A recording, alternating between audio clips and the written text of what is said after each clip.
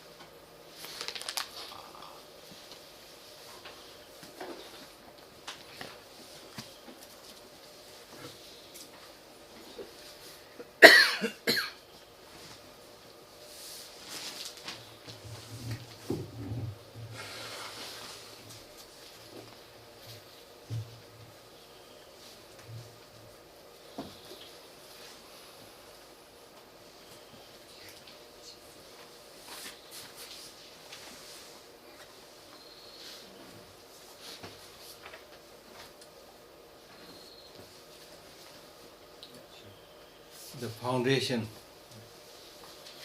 foundation of Dharma practice is whether you have a good mind or a bad mind. That's the foundation. If you have a good mind, then you are already on the good track. So you are already on the path.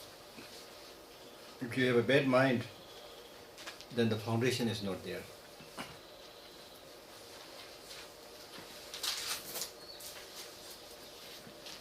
The door to Dharma practice is proper listening to the teaching. Just as when you want to come into this house, you come through the door. So similarly, the door and entrance to Dharma practice is proper listening. You need to hear and listen to the teaching. Because by listening, you know the Dharma. By listening, you know what is proper, what is improper. Listening is like lighting a lamp which removes darkness. By listening, you know the Dharma. By listening, you stop many bad things because you gain knowledge. And listening and getting knowledge is such an important thing. Such a precious accumulation of wealth that no thieves can steal that. No robbers can rob that. So these inner qualities, once you have it, wherever you are, you have it. The ordinary wealth, when you travel, you cannot take all of this with you, as I already said. Even when you are in station, even when you are staying or living somewhere, even in your own house, there is a danger that the thieves might come, the burglars come and steal your money, steal your things. The robbers come, take away your things. Or in the form of different things, tax collector, government agencies, friends, relatives. Many people come in different forms and they take away your wealth. You see? But inner qualities, the knowledge you have, government cannot tax that. Is there a system where the government says, oh, you have so much knowledge, Now we will tax you. They cannot say that. Thieves cannot steal. Robbers cannot rob. Wherever you go, that knowledge is there. It will not become excess baggage. You see? That's the beauty of this inner knowledge, inner quality. You see? And you will be respected everywhere when you have proper knowledge, education, and especially kind heart. You will be respected and welcomed everywhere. You see? Like in my own case, I am not somebody that has great knowledge or great compassion, great experience. You may be thinking so, but I am not somebody like that.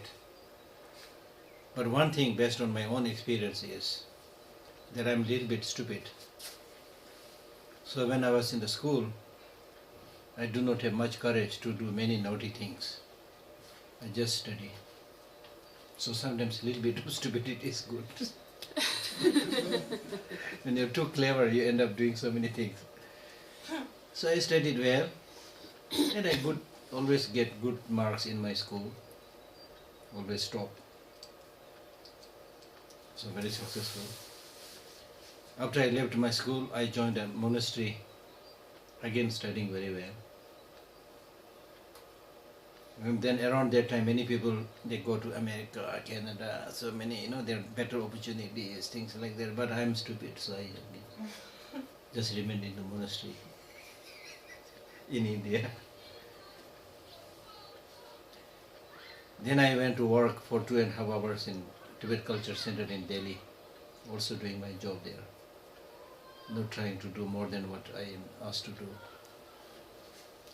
Then after I did, I joined His Holiness office and worked in his office for 17 years. Traveled with him to many, many countries. But again, I always thought that my job is to serve His Holiness Dalai Lama, not to beat my drum. So I did that. So what I'm trying to say is, I just did whatever the task was in hand, faithfully, not because I'm a special person, but because of little bit stupidity or whatever. So I never got any major problem, you see. So this is my own personal experience. So in life, instead of just keeping on like complaining, I don't have this, I wish I have this, instead of that, you take few things, you take care of few things. You think about how to have a happy life and fulfilling life, and how to be a good person. Think about those things. And then sincerely, honestly do the task in your hand. And that's how people become experts. When you do the given task carefully, you become expert in it. You become an expert in it, everybody will ask, oh, he is good in it, call her, we'll give you money. It's by doing one's own given task honestly and faithfully that you rise. Like, this is what I tell my Tibetan friends also. Yes, the Chinese have captured our country.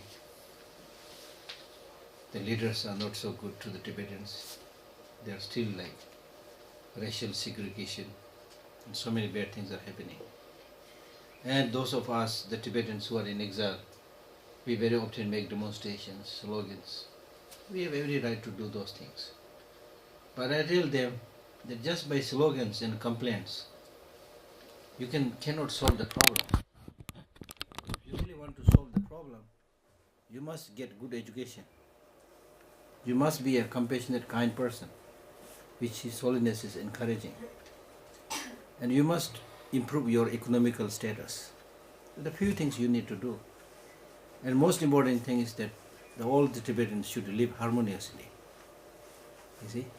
Even in the same country, the country become weak because people don't live harmoniously.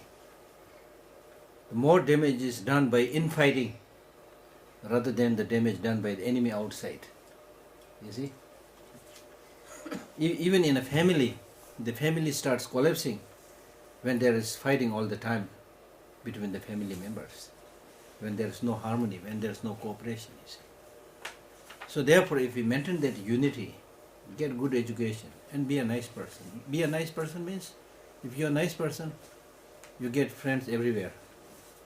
Like Tibetans are getting a lot of friends because of the Buddhist teaching, because of His Holiness Dalai Lama's teaching, and teaching of many other teachers. I mean, I am not saying the Tibetans are special, but relatively quite okay. Not very bad person, you know. So because of that, we get friends, you see. We get supporters. So even in very difficult times, when you have friends, you know, it's a big consolation. It's a big encouragement. It's a big inspiration. So therefore, in life, it is not just material accumulation. Material accumulation, if you don't have some kind of contentment, it will create you, number one, work very hard like donkey, as I said. Two, you will never get time to do anything good, always running for money. And then you will not know how to use that money. So you keep on working, thinking that one day I will take rest. When do you think you will get that time to take rest? The time to take rest is now. The time to be happy is now. Every day you should be able to relax and be happy while doing your job. Okay? So that's very, very important, especially in today's world, when people are really like running too much, more than needed. In ancient times there was no aeroplane, no car, no train, nothing, but still people managed to do their work.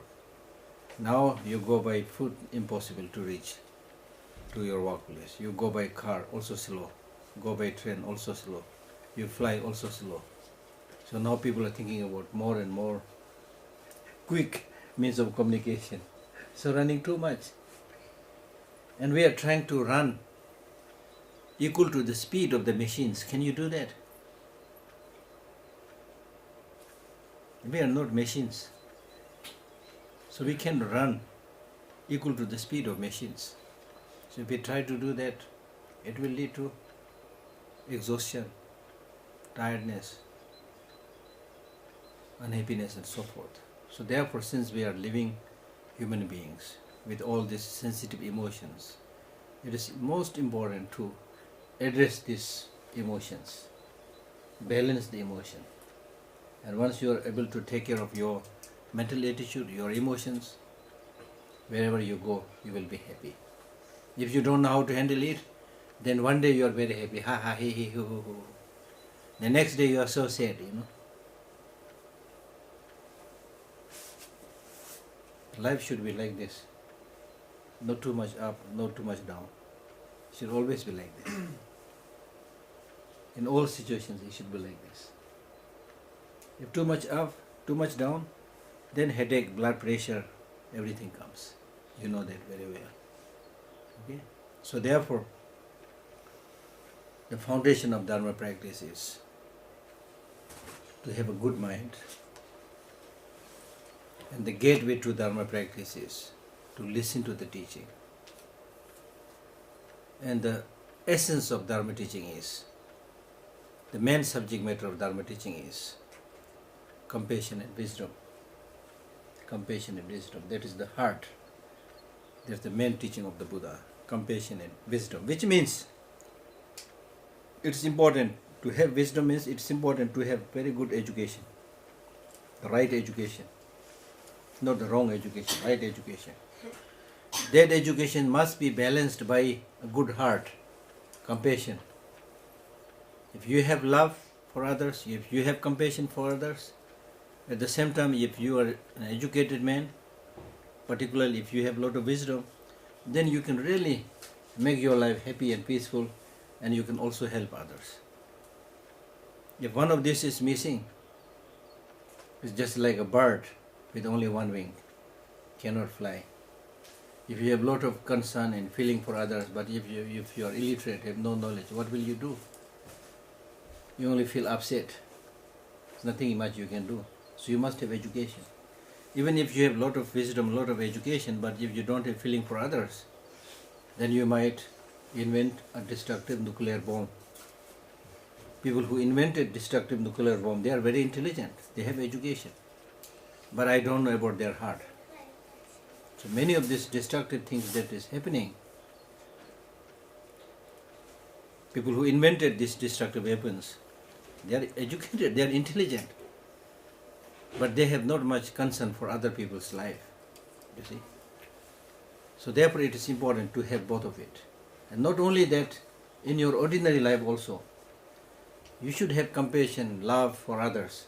This does not mean to say that you let others bully you.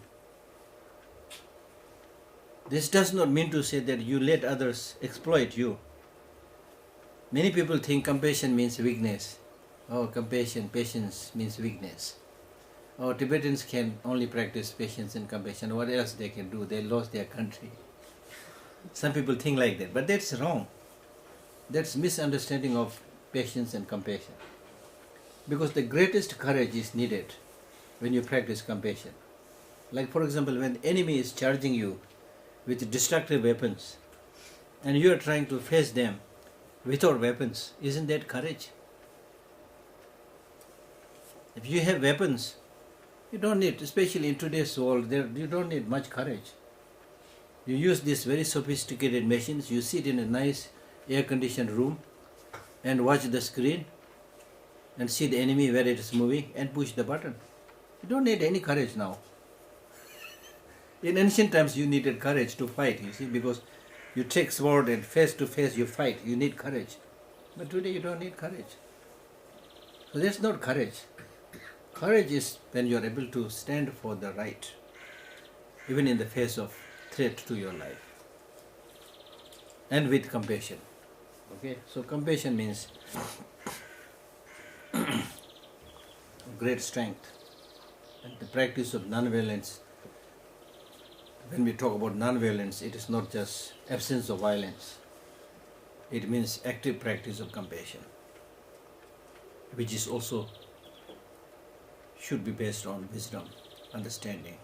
Why we need to show compassion to others? We need to show compassion to others because we are all connected.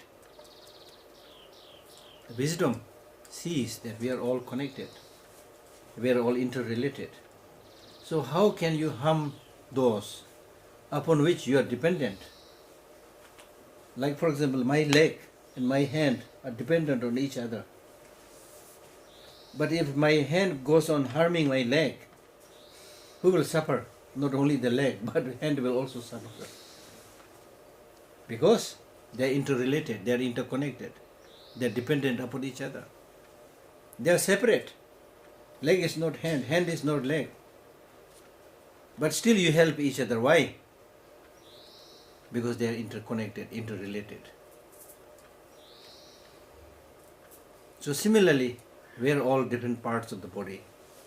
We are interconnected, interrelated, and especially in today's world, because of the speed of communication, speed of technology, we are all now brought together. We are all brought together. Israelis are now found everywhere. Tibetans are also found everywhere, you see. See? So therefore it is complete stupidity to ignore the well-being of others. So therefore, in your daily life also, if somebody without any reason bullies you, exploits you, you can stand for that. You can be tough. You can be tough. But that does not mean that you should have this feeling of hatred. You can be tough with love. You can be tough with affection. And in fact, if you face that problem by being tough and by having that love and compassion, you can be the winner because you will be saying the right thing. You will be doing the right thing. It's not done out of hatred. It's not done out of, without any reason. Okay? So those people who don't have the reason to support them, normally they get angry first. Those people who have reason, they will normally remain more calm, No, no, no, don't get angry. This is the reason why I did this. I will explain to you. Then other people who had no reason, they say, shut up!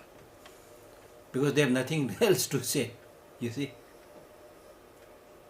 So therefore, if you have love, if you have compassion, if you have understanding, then you can fight against the wrongdoings. You can be tough, but without negative emotion. Like even when two people fight, two people are fighting, if the other one is very, very angry, to be angry means to be mad, and that other person is very angry, then he is not sure whether he is able to hit the enemy or not. You see, he will miss the point, he will miss the target. But the other one who is not so angry, he can just see how he is hitting, With the calmness of mind, he can just avoid all the wrongdoings because his mind is cool. And then next time if you have to go to a court, you have every reason to say that I didn't do anything. The other person, out of blindness, might have used a knife, might have said many, strange things. So he cannot withdraw all those things that he has already done. So he will be the loser. So in this way, you should see how these inner qualities are good for you in all times of difficulties. You see? So don't misunderstand these teachings by thinking that these teachings can be practiced only by people who are weak. I remember very well one time when I was in Israel, I gave a public talk in Jerusalem. There were 200, 300 people. So after the talk, a very tall gentleman came to me outside. He said, your talk is very good. So I remember it with white cape here and very tall. He said, your talk is very good, but here you cannot practice this. Here people understand the language of the gun. He told me this, you see. So because of the situation, he thinks like that. But in the long run, that's not the solution. That's not the solution. Because you can always talk. You can always talk. And unfortunately, what is happening in the world today is they immediately try to destroy the other, fight. They fight and fight and fight, and then thousands are killed on this side, thousands are killed on other side. Then they say ceasefire. Too late. Why don't they think about these things much in the beginning? When much destruction is done and helpless on both sides, then they say ceasefire. You see? When His Holiness the Dalai Lama, when the problem was happening in Iraq long time back, during Saddam Hussein, and some people said, Your Holiness, do you plan to go to Iraq? Because there's a lot of problem there. He said, what can I do there? They should have taken care of this problem right in the beginning when it was happening. When it was small, at that time if people had taken care of it, this problem will not arise. Now when both the sides are mad, they are not ready to listen to anything, then what will you do? Nothing much you can do. So therefore it is important that right in the beginning, many of the social evils that we see today is the outcome of how we educate our children. You see? So it's one thing we can do is we can educate our children properly. Not to make them weak, but to make them strong, so that they can deal with the different difficult situations properly with sanity, not insanity. Killing is insanity. Conflict is insanity. War is insanity. So when you are insane, you can't solve any problem. So there's a lot of insanity going on in the world today. So these teachings are to make people more sane and stop the insanity. So therefore we were talking about this preliminary practices. We spoke about importance of human life, preciousness of human life. We spoke about impermanence. Now the third point, the preliminary practice is law of causality, karma. And I have briefly explained this earlier with the example of the shadow of a human being and the shadow of a bird. So whatever you do, positive, negative or neutral, the result will follow it. You cannot escape.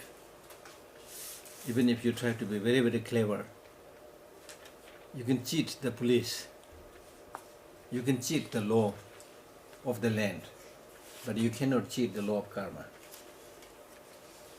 Because you are involving your mind with whatever you are doing. And when you involve your mind, it leaves an imprint. You form a habit, and that habit, that imprint, will have its consequences. That's how the law of karma functions. So there's no cheating. This is the law of nature. So you need to understand this properly. And look at for example, if you want to get mango, you need to plant mango seed, not orange seed. From orange seed you can't get mango fruit. So this means whatever seed you sow, accordingly it will give the fruit. Okay, this is one example. This is one example. Then I had given you the example of the shadow of the body.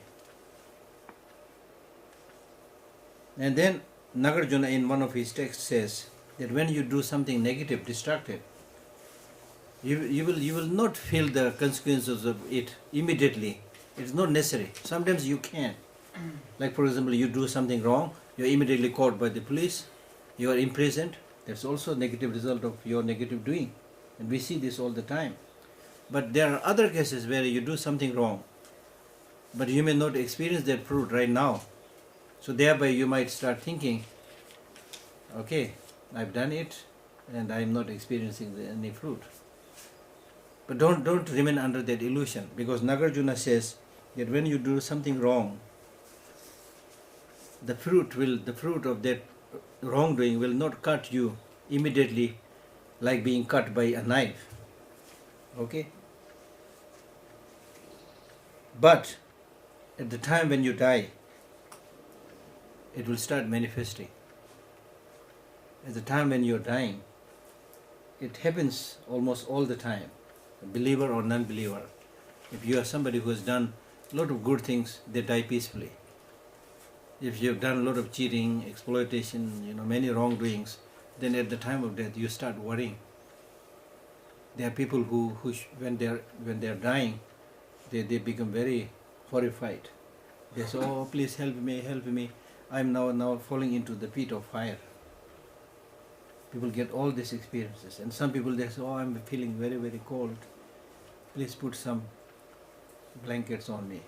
You put many, many blankets, still he feels cold. You see, so these are the signs that people have started experiencing what they have done. You cannot escape that. Okay, you cannot escape that.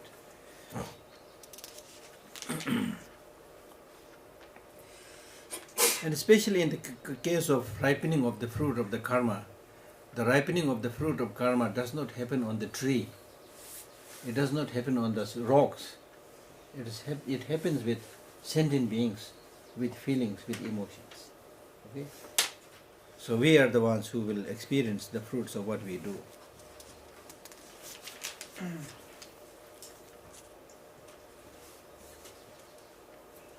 So there are so many things to talk about.